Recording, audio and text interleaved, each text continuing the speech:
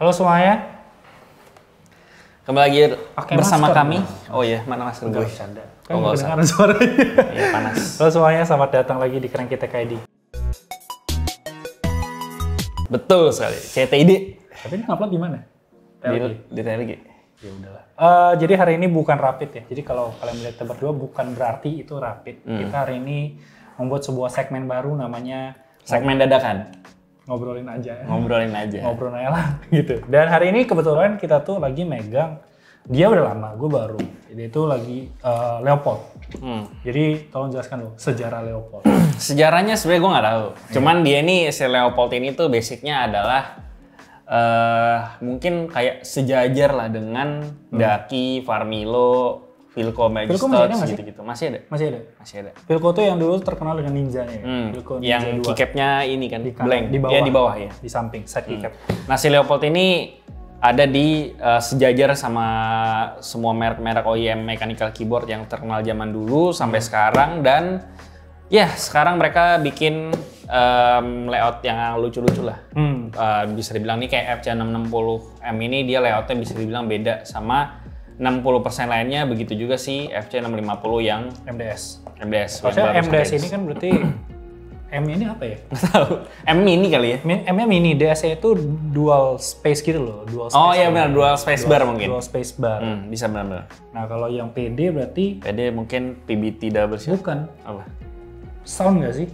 Sound dampening enggak juga. Ya udahlah itulah itu Ya ya. pokoknya kayak gitulah. Oke, jadi as usual kita dipinjemin lah lebih tepatnya oleh Foxhound ID. Betul. Dan kita langsung mau bahas yang mana dulu? Buka lah.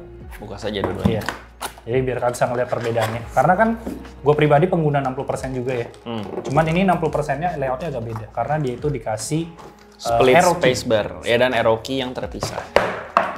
Ini sih lucu banget sih warnanya sih. Dan dari segi packaging sebenarnya si Leopold ini adalah yang paling compact. Paling compact. Bener, paling compact. Karena lu lihat aja nih.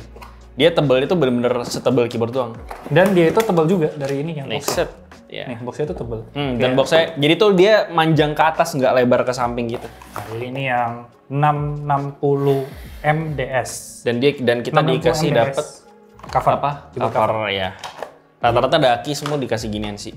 Termasuk si Leopold. Year of the Red. Ini FC660M. Ini yang lebih eksis atau bisa dibilang lebih lama lah orang-orang tahu. Ini kan Ini udah berapa lama keyboardnya? ini udah lama banget. FC660M ini udah lama banget. Dari dulu udah ada. Kayak ini gue pernah lihat di Computex deh. Karena kan yang beberapa tahun lalu gue juga main ke bootnya Farmilo. Mereka kan satu boot, Mistal, Farmilo, Leopold. Iya, digabung udah jadi satu semua. Nah ini kalau nggak salah yang ada, oke gue tahu PD, sound dampening nggak sih?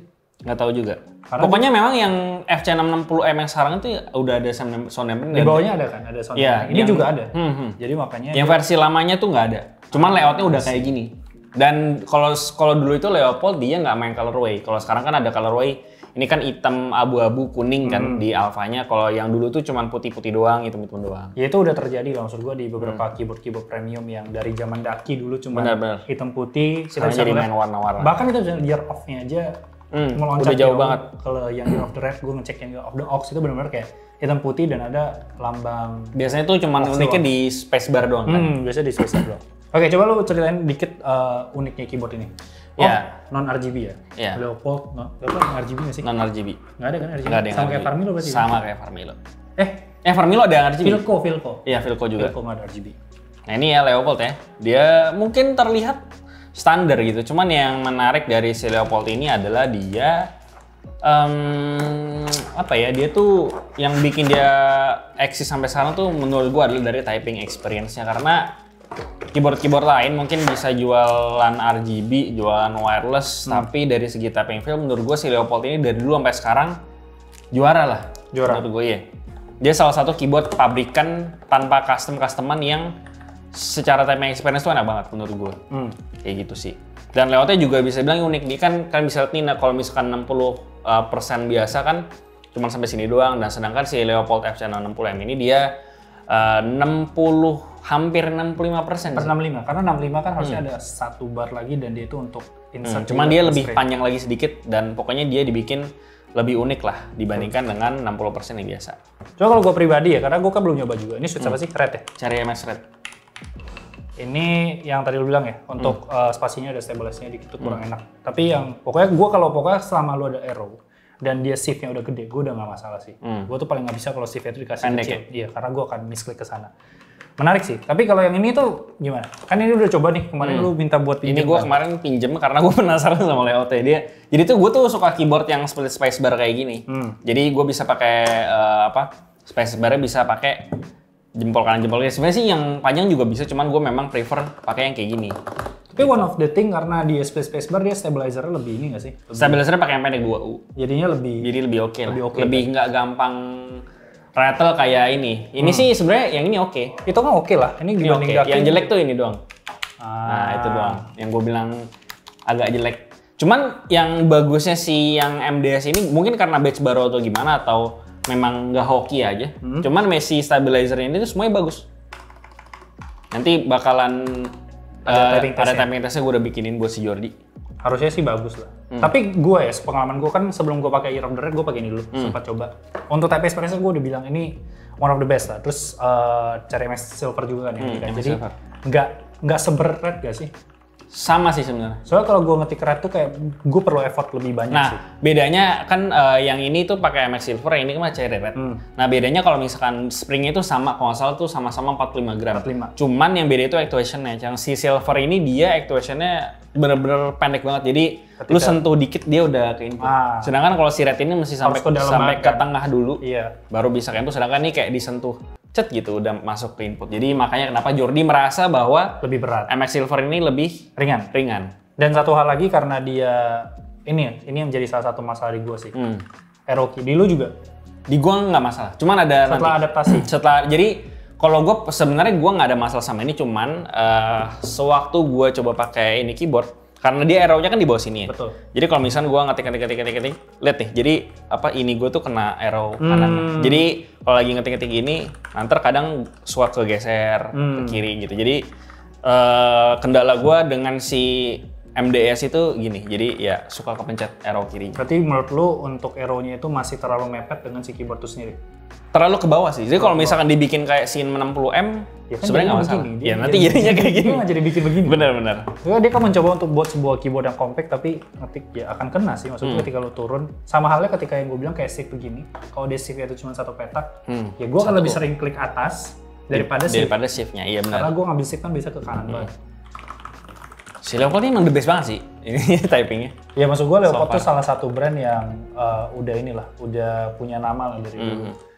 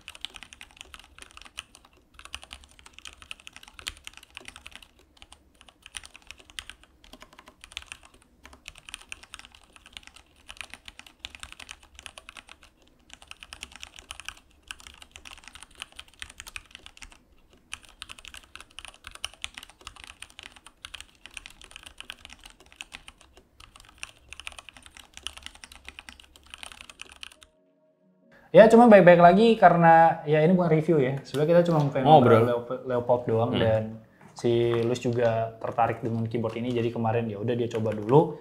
Oh satu lagi, sama dengan Daki kita nggak ada yang mainnya software-softwarean di sini. Oh ya dia langsung semuanya dari keyboard. Jadi ada deep switch-nya biasanya di belakang, di mana deep switch ini kayak buat layouting, buat matiin Windows, buat and key rollover aja di 6 key, biasanya itu semuanya ada di deep switch, jadi yang ini juga sama. Nggak ada urusan harus download software, jadi ini lebih ke plug and play, kalau kalian mau setting tinggal ke belakang. Dan biasanya dia ada shortcut juga untuk kayak, karena ini nggak ada RGB, harusnya nggak ada shortcut banyak sih. Nggak ada shortcut. Cuman lu sepengalaman lu pakai ini, FN di kanan ini gimana?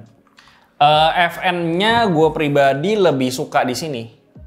Lebih suka di sini? Lebih suka di sini karena kan kalau gue kan pakai mouse di sini kan berarti. Set. Jadi kalau misalkan, jadi yang paling sering gue pakai itu adalah patch up, patch down buat browsing. Okay. Jadi kalau misalkan gue mau lagi browsing, gue pindah ke sini. Nah kalau lu lagi pengen kerja pakai mouse, berarti tangan lu harus pindah, kan dekat posisinya. Walaupun FN-nya di sama kayak misalnya dulu kalau misalnya kita pakai numpad kan enternya dekat, jadi tinggal set gitu. Gue nggak pernah begitu. Gue kayak gitu. Lu set gini, jempol gini. Jempol gue gini. Semua. Enggak, jempol. Jadi kan nih mouse nih. Kalau pakai numpad ya. Iya. Jadi mouse-nya deketin set gitu. Itu hal baru buat gue. Karena gue nggak pernah ngelakuin hal. Nah, ini yang gini juga sama. Jadi kalau misalkan gue lagi browsing, gue lagi males pakai scroll wheel. Yang gue tuh kalau misalkan browsing tuh malas pakai scroll wheel karena capek gitu, mendingan gitu aja. Hanya pakai MX Master dulu. Oh, jadi infinite scroll. Iya, bisa. Ya harusnya itulah ngobrol-ngobrol singkat kita yang sebenarnya tidak berfaedah ya. Tapi setidaknya ada typing test, setidaknya kalian tahu lah pengalaman menggunakan keyboard ini karena ya dipakai main game juga nggak masalah karena ini bukan Bluetooth juga kan. Iya, dan yang gue suka dari si Leopold ini dia keycapnya tebel. Oh iya, kita lupa ngomongin keycap. Keycapnya 1,5 mm. Yang ini 1,5, ini 1,6 nggak sih? Sama 1,5. 1,5 juga. Oh iya 1,5. Nah, ini satu PBT double shot yang ketebalannya 1,5 mili dan ini menurut gue keycapnya benar-benar bagus. Tapi experience-nya itu bakal berasa banget lah. Kalian akan merasakan perbedaan dari sebuah keyboard. Dan sound dampener juga memang mengaruhi sih. Jadi dia nggak ada suara-suara mantul gitu. Premium dibandingkan, ya gue tidak mau sebut merek, tapi kalian bisa bandingkan sendiri. Silahkan ke toko-toko terdekat untuk ngelakuin sound test, typing test. Segala macam. Bisa ke Foxhound juga, karena nanti mereka juga nyediain. Cuma baik-baik lagi kalau kalian mau beli, ini harganya ini 1,3. Ini 1,4. Ya, yang di sini itu ada warna-warna lain tuh kayak ada warna pink sama yang merah kayak gini. Ada yang merah biru seperti itu juga, seingat gue. Coba gue cek lagi. Dan warna hitam. Coba kita lihat yang FC650 itu kayaknya cuma satu deh warnanya. Kayaknya cuma satu. Yang ini cuma merah, biru. Dan ada extra keycap sih sebenarnya. Ya, extra keycap buat kontrol. Kalau misalkan mau pakai caps lock yang di pinggir itu segala macam tuh ada dapat di sini. Dan kalau kalian mau keycap tambahan bisa ke Keycraft. Keycraft keycaps. Keycaps mangkok ayam. Mie ayam. Yang sebenarnya setahu gue masih prototype, cuman dia langsung ngirim ke gue dulu dan gue nggak masukin semuanya karena dari si Ghost DIY. Ini juga dari Foxhound sih. Ini kayak video sponsor ya. Tapi enggak, iya. Dimana ALT-nya harusnya masih yang panjang, FN-nya masih yang panjang, tapi karena ini kan dibikin compact, jadi nggak bisa gue pakai. Jadi lebih ke full size sih. Cuman ya gue ngambil ini aja sih. Ini yang lucu-lucu aja gue masukin. Yang modifiernya lah. Iya, kurang lebih seperti itu. Jadi ya harusnya itu aja. Gue nggak tahu apakah konten ini berfaedah, tapi setidaknya gue rasa ini bisa ngasih insight ke mereka sih. Untuk apakah mereka untuk mau beli Leopold ini. Karena kita mau nge-review juga, baik-baiknya tadi gue bilang wired, nggak bisa kita hajar main game juga. Nggak akan ada bedanya lah maksud gue. Yeah. Dan sebenarnya dia ada versi wireless ya, cuman baik-baik lagi karena kita ngomongin sertifikasi di Indonesia untuk wireless. Sulit, mahal, tidak balik modal dan segala macam. Iya gitulah. Ya begini. Dan market... tapi satu lagi terakhir sebelum gue tutup. Prosesnya ngaruh apa buat lu? Nggak ngaruh, soalnya gue ngetiknya juga ngambang, Jor. Set, gini. Berarti kan lu masih lebih baik kalau lu tambah satu wristpad tambahan di bawah? Gue sih prefer nggak pakai sama sekali. Kan ngambang, nggak bagus. Bagus ngambang? Bagus ngambang? Iya. Nggak bagusan ada... Gini nggak boleh? Lah kalau ada wristpad kan dia rata. Rata tapi tetap nggak boleh gini. Jadi kalau misalkan lu ngetiknya set, lu yang pindah setangan-tangan lu. Dan lu tuh nggak boleh gini. Lu tuh bolehnya gini. Ngerti kan? Pakai Mistel. Mistel Barocco. Dan yang menarik lagi adalah, pokoknya intinya sih target market dari keyboard kayak gini itu adalah orang-orang yang cari typing experience. Ya kan, bukan orang-orang yang cari Bluetooth, cari gampang. Ya pokoknya ini tuh menjual typing experience aja sih. So far. Cuma baik-baik lagi ya, sekali lagi gue ingetin paling enaknya adalah kalian lakuin typing test lah. Cobain ke tokonya walaupun make sure pakai masker ya. Karena angka sudah mengerikan ya, sehari 9.000 coy. Sehari 9.000. Jadi ya make sure untuk pakai, nanti kalian bisa bandingin sendiri. Kalau kalian mau silakan bawa keyboard kalian sendiri juga yang di rumah sekarang untuk membandingkan. Gue rasa Foxhound terbuka lebar lah untuk nyoba-nyobain. Kalau nanti nggak bisa, telepon gue aja. Enggak sih. Nanti dia bukain tokonya. Oke, gua rasa itu aja. Ngobrol santai kita, mungkin next time kita bisa coba bahas kayak Daki kali ya, Year of Dread. Kita bisa bahas mungkin dari brand-brand kayak Logitech segala macam. Nanti kita akan coba rapikan juga konsepnya. Mungkin kita bisa ngasih input, mau bahas apa. Kira-kira bagusnya ngomongnya apa, ngomongin apa. Iya, pengen tahu tentang apa dan segala macamnya. Itu saja untuk konten ngobrol aja lah. Suka gue aja konten. Jangan lupa untuk subscribe di Keren Kita ID, salah satu channel yang saya bangun. Tapi sekarang dia menjadi salah satu channel yang paling terpercaya lah untuk urusan keyboard ya. Banyak prototipe ya Pak di rumah ya. Banyak prototipe. Kemarin ada yang bilang lu sombong loh, karena lu bilang ada prototipe di komen yang di rapid, tapi ya udah. Emang ya sudah nggak begitu. apa-apa. Iya. Jangan lupa juga follow Instagram dia ya, biar followernya banyak. Itu aja mungkin.